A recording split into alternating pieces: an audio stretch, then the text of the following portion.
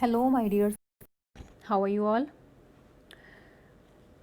Today we'll study the ninth chapter of English. First, that is Noureddin and the Fair Persian. Children, this is a folk tale. ये एक लोक कथा है. And this chapter is about a king of Balsora. The name of the king is Khalif Harun al-Rashid. And he has two ministers. The first one is Khan and second one is Sayyid. Okay, this is an interesting story. Let's start. Balsora was the capital of a rich kingdom. Balsora एक rich kingdom की capital थी. Caliph Harun al Rashid the king of Balsora has two ministers named Khan and Saiyad. तो वहाँ के king के दो minister थे and those were Khan and Sayyid. Khan was the kind, generous and liberal and took pleasure in obliging. Khan जो था, खान बहुत ही generous था, उदार था, काइंड था, काइंड हार्टेड पर्सन था वो, एंड वह लोगों के लिए को फेवर करने के लिए में बहुत ज़्यादा इंटरेस्ट रखता था. हमेशा ही was always ready to help the other people. As far as in him lay those who had business with him, जो लोग उसके कांटेक्ट में आते थे सभी के लिए वो हेल्पफुल था. Throughout the entire kingdom there was no one who did not esteem and praise him as he deserved. पूरे किंगडम में ऐसा कोई पर्सन नहीं था जो उसको रिस्पेक्ट ना देता हो और उसको उसकी प्रशंसा यानी कि प्रेज ना करता हो. Syed was quite a different character. Syed उससे डिफरेंट था and रेपेल्ड everyone with whom he came in contact. और जो पर्सन भी उसके कॉन्टैक्ट में आते थे उन सब के अगेंस्ट रहता था, उनको पसंद भी नहीं करता था.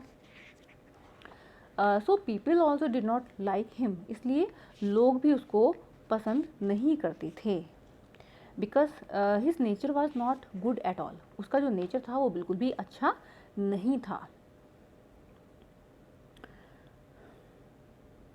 He was always gloomy and in spite of his great riches so miserly that he denied himself even the necessities of life. वो हमेशा gloomy रहता था, sad रहता था and he was very rich, काफ़ी रिच था, बट उसके बावजूद भी वह अपनी जो लाइफ की नेसेसिटीज़ होती हैं, आवश्यकताएं होती हैं, उनको पूरा करने में पैसे नहीं लगाता था. What made him particularly detested was the great hatred he had for Khan, of whom he never ceased to speak evil to the king. वह खान से बहुत ज़्यादा हेटेड करता था, घृणा करता था और उसको बिल्कुल भी पसंद नहीं करता था.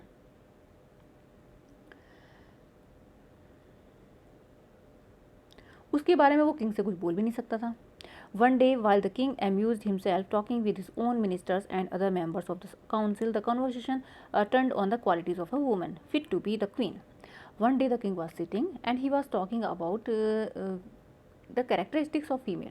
एक दिन राजा बैठा था, किंग बैठा हुआ था और वह फीमेल में क्या कैरेक्टरिस्टिक्स होनी चाहिए, जो उसकी क्वीन बनने वाली हो उसमें क्या कैरेक्टरिस्टिक्स होनी चाहिए, वो अपने मिनिस्टर के साथ डिस्कस कर रहा था. While some declare that it sufficed for a queen to be beautiful, others, and Khan was among the number, maintained that beauty alone was not enough, but that it must be accompanied by wit, wisdom, modesty, and if possible, knowledge. कुछ लोगों ने कहा कि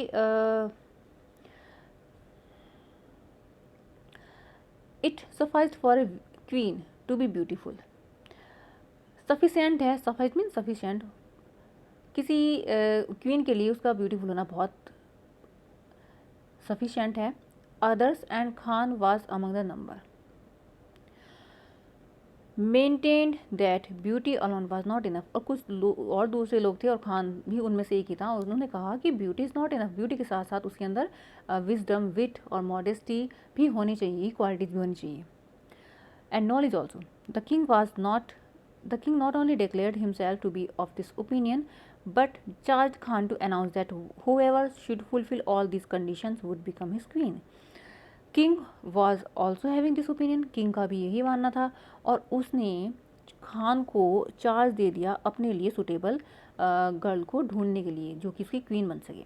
Sayyid, who had been of the opposite side and was jealous of the honor done to Khan, said, "Sir, it will be very difficult to find a woman as accomplished as your majesty desires." Syed ने कहा king से, जो कि खान से jealous feel कर रहा था कि उसको ये ऑनर कैसे मिल गया कि राजा के लिए कोई रानी ढूंढनी है। तो उसने कहा कि आपके लिए कोई सुटेबल मैच मिलना तो बहुत डिफ़िकल्ट है। And if she is to be found her father will demand nothing less than 10,000 gold pieces from a rich king like you. और अगर कैसी कोई मिल भी गई तो उसके फादर डेफिनेटली कम से कम 10,000 गोल्ड पीसेस की तो डिमांड करेंगे ही आपसे। Syed answered the king, you seem to find that a very great sum, for you it may be so but not for me. Syed answer the king, king बोलते हैं कि सैयद, ये तुम्हारे लिए बहुत बड़ा अमाउंट हो सकता है, but it's not a huge amount for me, मेरे लिए बहुत छोटी सी बात है। And forthwith he ordered his grand treasurer who was present to send 10,000 gold pieces to Khan. Forthwith means immediately. तुरंत ही उन्होंने ऑर्डर दिया अपने ट्रेजरर को, अपने खजांची को, कि 10,000 गोल्ड पीसेस निकाल कर खान को दे दें।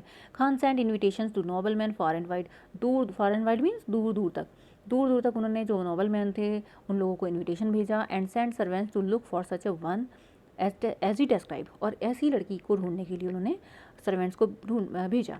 दे promise to do then all utmost, and no day passed that they did not bring information about eligible ladies.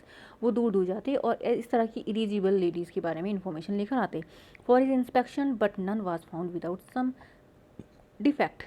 but सब में कोई ना कोई defect होता ही था।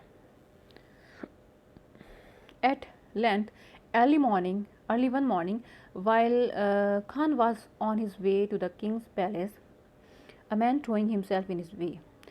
One day when Khan was going to the king, जब वो एक दिन खान किंग के पास जा रहा था तो उसको रास्ते में एक पर्सन मिला। And he announced ईगरली that a person merchant arrived let the previous evening. उसने बताया कि अभी प्रीवियस इवनिंग यानी कि पिछली शाम को ही एक पर्सन मर्चेंट आया हुआ है। मर्चेंट मीन्स व्यापारी। And he had a daughter whose wit and wisdom were equal to her incomparable beauty. उसने and he is having a daughter, उसकी एक डॉटर भी है जिसकी जो कि she is beautiful and intelligent also. Khan overjoyed at this news gave orders that the merchant be informed that he wished to meet his daughter. Khan overjoyed means वो तो खुश हो गए, happy, he became happy. And उन्होंने order दिया कि उस merchant को एक मैसेज भेजो, इन्फॉर्मेशन दो कि उसको अपनी बेटी के साथ वो लेकर आए और हमें मिलना है। The merchant appeared at the appointed hour. Khan found the lady beautiful beyond his expectations. Merchant अपनी डॉटर के साथ आया और खान ने उस लेडी को जितना सोचा था उससे ज़्यादा ब्यूटीफुल पाया। And immediately gave her the name of the fair person, और उसको फेयर पर्सन का नाम दे दिया।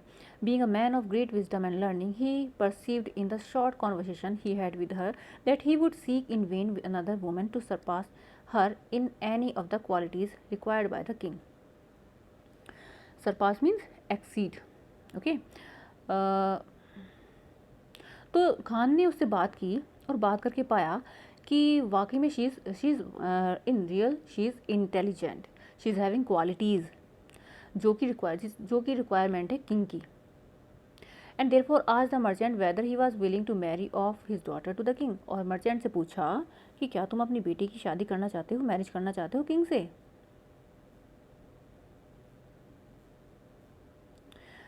Sir was the answer, for less than 10,000 gold pieces I will not marry her, for he has spent a huge sum on masters of her instructions, not to speak of clothing and nourishment. अब उसके father क्या बोलते हैं कि sir 10,000 gold pieces के लिए मैं अपनी बेटी की शादी मैरिज नहीं करूँगा, because I have spend a lot of money, क्योंकि मैंने उसके जो मास्टर्स थे उनके ऊपर बहुत सारा पैसा खर्च किया है, इसकी क्लोथिंग्स पर खर्च किया है, इसके नरिशमेंट पर यानी कि जो खाती पीती उस पर खर्च किया है। She is in every way fit to be the wife of king, king की वाइफ होने के लिए हर तरीके से ही सुटेबल है। She plays every musical instrument, she sings, she dances, she makes verses, वह पोएम्स लिखती है, डांस करती है, गाती है। In fact there is no accomplishment in which she does not excel, ऐसा कोई काम ही नहीं जिसमें वो श्रेष्ठ ना हो, एक्सेल ना हो। Khan, not wishing to bargain, immediately had the sum accounted out and given to the merchant, who before withdrawing said. Khan ने बिना कोई बार्गेनिंग करते हुए, बार्गेनिंग मीन्स मोल भाव करते हुए, सडनली पैसे निकाल कर उसको दे दिए. Sir, as she is destined for the king, destine means fated, यानी कि जैसा कि वो किंग की होने वाली क्वीन बनेंगी. I would have you observe that she is extremely tired. तो मैं कहूँगा कि वो बहुत ज़्यादा टायर्ड है विद लॉन्ग जर्नी, बहुत लंबी जर्नी से वो टायर्ड है. And before presenting her to his majesty you would do well to keep her a fortnight in your own house. राजा के सामने, किंग के सामने प्रेजेंट करने से पहले बेटर होगा कि आप इसको कुछ समय अपने घर में रखें. And to see that a little care is bestowed upon her. Bestowed means यानी कि गिवन, कुछ चीज़ देना, उसके ऊपर कुछ बौछार करना, समथिंग लाइक दैट. ओके, तो वो कहता है कि कुछ समय आप अपने पास रखें और उसको थोड़ा केयर दें. The sun has tanned her complexion. सूरज की किरणों से उसकी जो स्किन है वो टैंड हो गई, यानी कि उसका कॉम्प्लेक्शन कैसा हो गया है, डार्क हो गया है.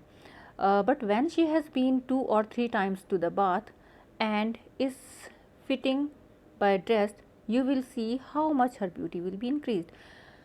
After taking 2-3 baths and when she will be beautifully dressed, तो you will find her more beautiful.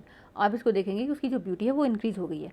Khan thank the merchant for his advice. Khan advice के लिए उसको थैंक्स बोलता है. And determined to follow it, और कहता है yes okay I will do the same.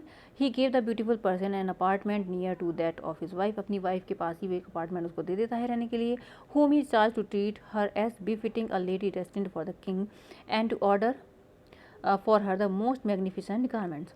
और अपनी वाइफ से बताता है कि ये जो लेडी है she is going to be the queen of the king, so you should look after her. और उसके लिए कुछ मैग्निफिसेंट गारमेंट्स, मैग्निफिसेंट मीन्स यानी कि ग्रैंड, बहुत अच्छे ब्यूटीफुल गारमेंट्स का ऑर्डर देता है. Before bidding adieu to the fair Persian. Fair Persian को एड्यू मीन्स यानी कि गुड बाय कहने से पहले ही सेड टू हर, वह कहता है no happiness can be greater than what I have procured for you. कोई भी हैप्पीनेस इससे ज़्यादा नहीं होगी जो मुझे तुम्हारे लिए मिली है. जज for your self, you now will be the queen. Now you should जज योर सेल्फ. अब तुम अपने आप को जज करोगे because you are going to be the queen of the king. Okay children, this was the explanation of the chapter. I hope you have understood it very well. You will read this chapter once more. Okay, so this was all in today's class. In next class we will solve the exercises and we will discuss the word meanings of this chapter. Okay, till then goodbye and take care.